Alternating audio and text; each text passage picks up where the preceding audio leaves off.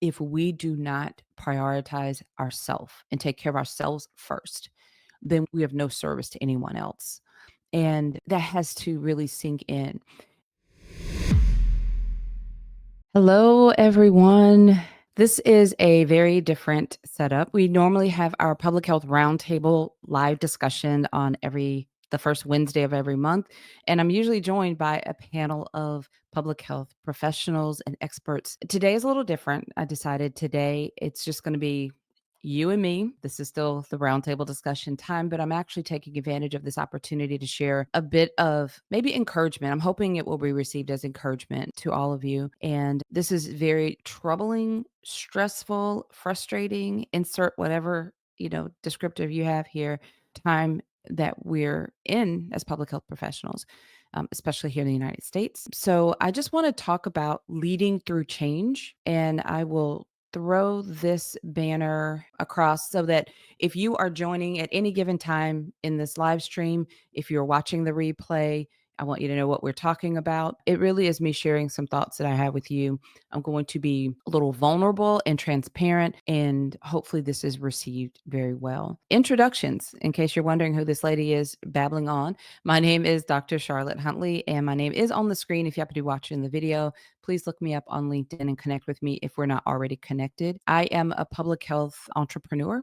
I am the CEO of Dr. C.H. Huntley LLC, and we're an epidemiology consulting firm. And we essentially provide support from analytics to reports, anything revolving the data and analytics and communicating that to the communities that we serve. We are proud to support organizations that serve BIPOC, so Black, Indigenous, people of color communities. We do support a lot of tribal organizations, and we are always honored and humbled whenever we're invited to serve. And we're very proud to be a part of helping to communicate that health information. I say all of that to say also wear many hats, but that is primarily where we lead. I provide support to other public health consultants and entrepreneurs. I'm the host of the Public Health Epidemiology Conversations podcast. Many of you may be familiar, but if you're not, make sure that you make note of that and look it up. We produce new episodes every single Tuesday, and we've been doing this since 2017. So I bring a very interdisciplinary kind of skill sets to public health. I have over 25 years of experience in both healthcare and public health, and a lot of insights come along with that perspective. A lot of you are multidisciplinary professionals, and you understand the unique kind of positioning that you're in with that view. That's my introduction. That's who I am. So let's kind of dive into this. So right now things are really frustrating, right? At the time that I'm recording this, the last week was probably the hardest for us, and every single colleague that I spoke to in public health had very similar feelings of, I would say, the entire spectrum of emotions I heard from all of my colleagues as I had conversations.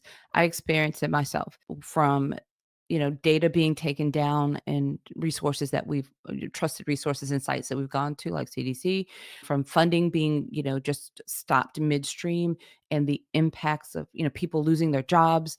It reminds me of just a whole traumatic experience, but we have just been hit in every different direction. And there was really no amount of preparation that really had us ready for what, the reality landing. So I start there just to say I'm not exempt. I mean, I had all the feelings. I completely was at a loss for words. I remember feeling like I couldn't breathe, and I actually had to unplug and go off the grid just as a pure coping mechanism. I just couldn't take anymore. I took a full day and just had to escape from it all, and just to get my thoughts together and kind of recenter. And then since I plugged back in, it was like there was more. So it was just it felt so overwhelming. I get it. I'm not What I'm sharing, and about to kind of go into is not from a position of, oh, I just kind of dust this off and I'm okay. There's nothing about this that's okay. So that's just, right there up front as a foundation, or as a disclaimer up front, right? But now I do want to remind you of a few things. We are resilient. And I know you've heard this. And sometimes, even last week, I remember thinking, I don't want to be resilient. I'm tired. I don't want to be strong. I don't want to be all these things. And there was nothing that I could say that was encouraging to anybody because I was like completely depleted. My resources were empty. So I had to first figure out a way to encourage myself and get myself up to then be able to lead. And that's really the foundation of what I'm going to be sharing with you and what I want to remind you of, because we all know this, but it's hard to grasp it right now. But if we as leaders and everyone, I think of us, all of us in public health are leading in on some level in some capacity, especially those leaders who are you are over a group of people, over a community. You're making decisions. You feel the weight in a very different way. Really wanting you to pay attention to this, because if we do not prioritize ourselves and take care of ourselves first, then we have no service to anyone else. And that has to really sink in. And for me, I'm gonna this is the vulnerable part. I'm gonna tell you how I felt. I felt like I couldn't afford to pause, and I couldn't afford to step away, and I couldn't afford to take some time off. And there's so much happening. I needed to try to keep up. But I also was aware that this could consume me and keep happening. Like it could swallow me up and then just keep on moving. And I serve no one in that capacity. I had to pause. Sometimes it gets to a point where you realize, okay, it's almost like a survival mechanism. I've just got to do this. But I don't want it to get to that point. I want you to remember that if you don't prioritize yourself, not just to get the edge off, but that has to become the new practice. We're not going to win. We're not going to survive this. And we have a long road ahead. We've got several years ahead of us of leading and guiding. So if you lift your head up a little bit from what's happening right now in the immediate weeks or days ahead and look a little bit ahead to what we need to accomplish and what's ahead of us and what we still need to do, we've got to regroup and have take a more strategic approach, right? For a lot of us, if we go back to the initial kickoff of the pandemic and the height of the pandemic, we need to take the lessons learned from that experience, because we learned a lot about ourselves. We learned about a lot about systems, good and bad, but how we were able to come together as an industry, as professionals, and creatively solve so many problems that we were faced with instantly. There's a lot of lessons in that we need to pull and apply now in what we're doing, what we're dealing with. Okay. But before we can do all of that, we have to rest a bit. So when I'm talking about rest, I'm talking about physical rest. Yes, I'm talking about emotional rest, spiritual rest, all the mental rest. Like we need to rest. So for me, changing my environment was the biggest thing and the most impactful thing I could do. I had to get out of my regular space. So just normally, if I work from my home office and then move down to my office downtown and work, that's a change of environment. That's enough to spark a little energy and re-energize me. When I need a break, that's why vacations are nice. Leaving, even if I just go a couple towns over or go the state over, going someplace different and changing the environment is really strong. For me, when I unplugged to go off the grid last week, I went for a drive out in the country and just, I mean, it's kind of funny. I live in a rural area, so everything around me is country, but I really got out in an area there where it's really kind of sketchy phone service sometimes. I like hiking to get away from things, but this time I just needed to get into a completely different space where I like that my phone didn't work and there's an sketchy internet service, because it really allowed me. I truly was disconnected. And then I also during that time, I I can't control all the thoughts. Like, my worries will pop into my head, but I just kind of decided, to dismiss it. I didn't allow myself to go into any work related, industry related topics. Actually, to be even more transparent, my husband and I have these 3 to 5 year goals and these plans, and it's about this it's a big convoluted kind of personal goal. So I threw myself into that. We're researching and we're going through all the what ifs and trying to see what's possible. So I spent that time really immersed in that project. Just the thought process, the research part of it. My brain goes there anyway, and that's a good exercise. My brain has to be busy. So I gave it something different to really get engrossed in. And that's how I was able to take that mental break. And my mind was really busy and active, but I gave it something else to get involved in and to think about. My word for the year is expansive, really wanting to be aware and be open to all the possibilities. So that was a great exercise that aligned with my word for the year, and it allowed me to get that mental break and rest in a way that I just couldn't do in my normal environment. Another thing for me is I picked up this so walking has always been my exercise of choice. So running is a thing that I picked up. And I say that kind of hesitantly because it's really not running, it's a very slow jog, but it's something that it's a go-to. So initially it's like, okay, I'm really frustrated or stressed. I've trained myself, okay, let me hop on this treadmill or let me get out here and go for a run. And that's a great way to get the energy out. And that works a lot for me. So I encourage you to pick up a new hobby or habit or something that can be your go to. You can train yourself to kind of do this regularly, not always, oh, things are bad. Let me go do this, but insert that in and take that break. I have a walking pad in my office now so that I can get on that. And I don't, it doesn't, it sometimes I think, oh, let me go outside and take a walk is really nice, but it feels like, oh, it's so distracting. I've got to do all these things and pull myself away. But if I just walk across the office and get on the walking pad, sometimes that's enough. It makes it easier for me to break up and get that little bit of a self-care moment in there for myself. I was in a meeting with one of my clients because one of the first things I did was start to reach out to my clients and just kind of talk through what's happening. And they were talking about how they were picking up knitting and needlepoint. And sometimes sitting in a Zoom call or a meeting, they'll just, she said, if I'm looking down, I'm not being disrespectful. I'm working on a needlepoint. And I found that sometimes as I'm talking through things and just doing this, it's therapeutic. And then another one of her colleagues, for her, it was knitting. So it gave me some ideas about I have a few starter kits for crocheting. I have a sister that crochets blankets. And I thought I've always wanted to try that. So I have a starter kit that's I'm looking to buy, and I'm thinking maybe I can pick that up and just crochet or do something, while I'm at my desk or to kind of break the pattern and to pour back into myself a little bit. So I'm sharing all of this with you because these are things that, as we're dealing with all this, I'm talking to my colleagues and they're leaders in these nonprofit organizations that are directly impacted by everything that's happening.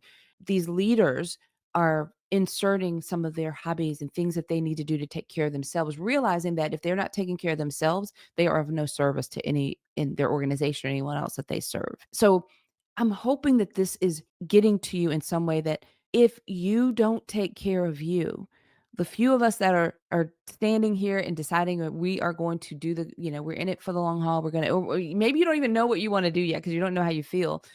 I encourage you to pause and do something for yourself. Insert self care, whatever it means to you, however you define that. Because if you do not take care of yourselves, we cannot then brainstorm and come up with the solutions that serve the public and serve the populations of people that matter most to us that we care so much about. We cannot continue to do the good work and show up if we don't take care of ourselves. I hope that this is hitting for you.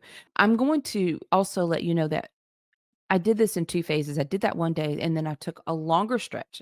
It took a little bit of the edge off. Then I took another stretch over the weekend. I said, "Okay, we're gonna do this activity. We're gonna go out." And a lot of it was just fun stuff. You gotta remember to still have insert some, activity that is fun and rewarding to you.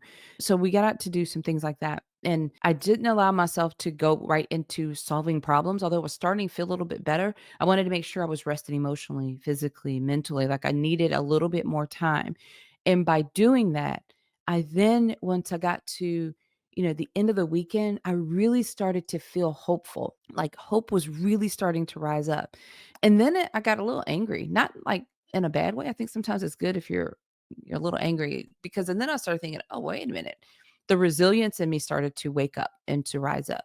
And I think that once you take that time and invest in yourself to take care of yourself, then you come back with a renewed sense. Because a couple of things I'm reminded of now that I couldn't think of last week was, we are very proactive as public health professionals.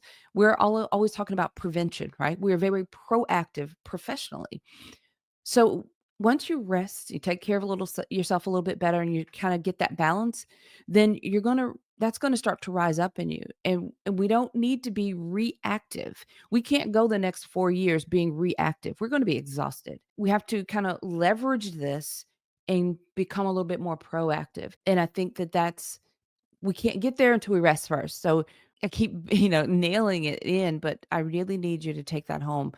rest, rest, rest. Pour into yourself because we need you and we need you to be present to do the good work that we have been doing for all these years and to lock arms with the people you have. We're surrounded by a community of brilliant people here in public health. Think about your colleagues and friends that you can reconnect with.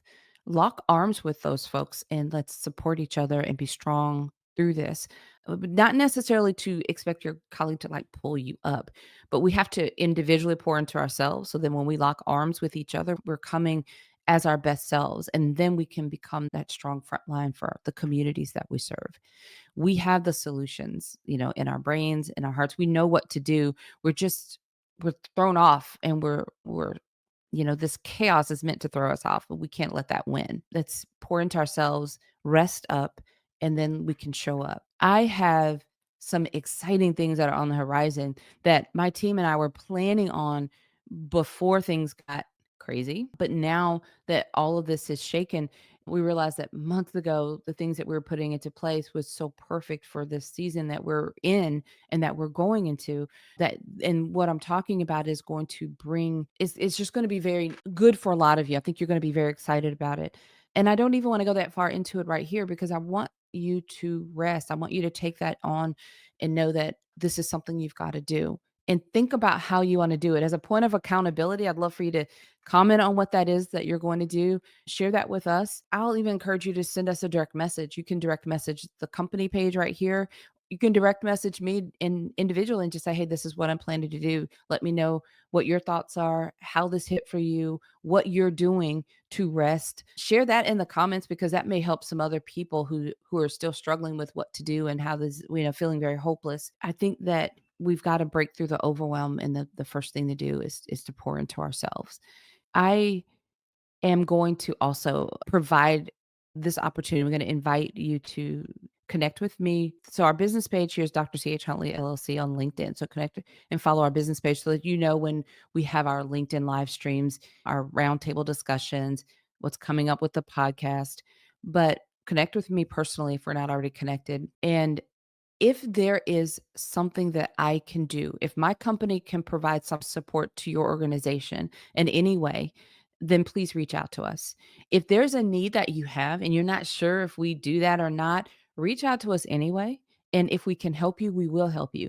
We are leveraging our community partners and network, and maybe we know someone who can help you if we can't.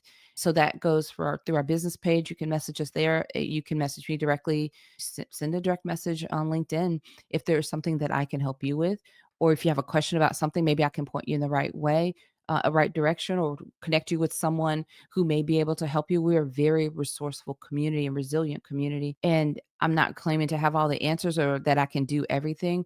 I just want to be of service. So if I can help you, I want to be able to help you. If I can point you in the direction of someone who can, then I want to be able to do that as well. We will get through this. We will get through this. And we don't have all the answers exactly in place, but and a lot of brilliant people are really working on some strong strategies. So support those big organizations, those your nonprofit or your public health organization of choice, whoever you follow and support that is doing the good fight, support them even more in whatever way that looks like. If it's you can volunteer, if you can offer financial support to those organizations that are doing that good fight on the front lines for us as public health industry. But then aside from all that, you can't think about all that until you first put on your own oxygen mask and take care of yourself and breathe. Take a deep breath right now. Inhale, exhale, and breathe, and then decide what you're going to do to prioritize your own self-care and what you're going to do on an ongoing basis to not let your resources deplete. What does that look like for you? I would love to hear from all of you what you've decided to do, what you're thinking about doing, what you're going to do to prioritize yourself. It's just important to do it. This is, you know, a good time to, as you remember back in the pandemic, a lot of us started gardening and picking up all sorts of new habits and hobbies during that time, to kind of combat being on lockdown, right? Well, what can you bring into your life? What new hobby can you bring in? If it's, I brought this up when I delivered the keynote to the Black Caucus of Health Workers, their awards gala a few months ago.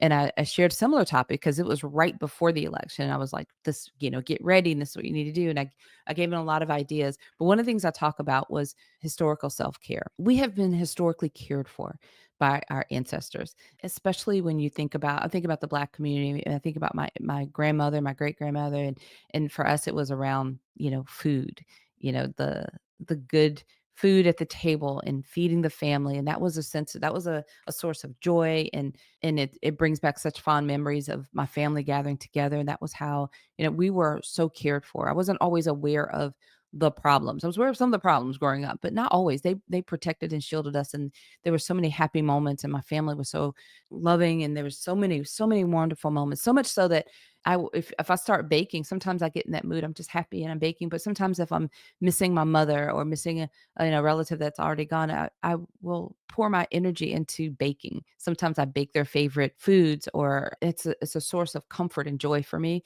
Now the watch out is those things are not, usually it's cakes and pies and things that are, I shouldn't be eating, and I should eat a lot of them.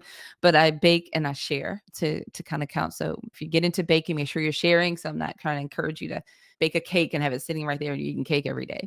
But those comfort foods are really rewarding for us. And sometimes that's a way that I can put my energy into an activity that makes me feel good, and then it reconnects with historically how I was cared for. So that historical self-care can be a great way of taking care of yourself. Maybe it's a tradition that your family had, and you want to carry that out, and you want to do that because it reminds you of how you were cared for. It's a happy source of a memory, or a connection to how your folks historically cared for you that you can bring up right now. So that's just something to think about. I'm giving you all these ideas. Some of these are very personal to me, but like, what are your thoughts? What comes up for you, and what can you do to take care of yourself? I just really need you to take care of yourself so that we can continue to do this good work. All right, I'm going to wrap it up right there, in the good sense of how we don't go too long winded on these LinkedIn roundtable lives. But I hope that this is giving you something to think about. Maybe you're going to commit to something that you will do for yourself,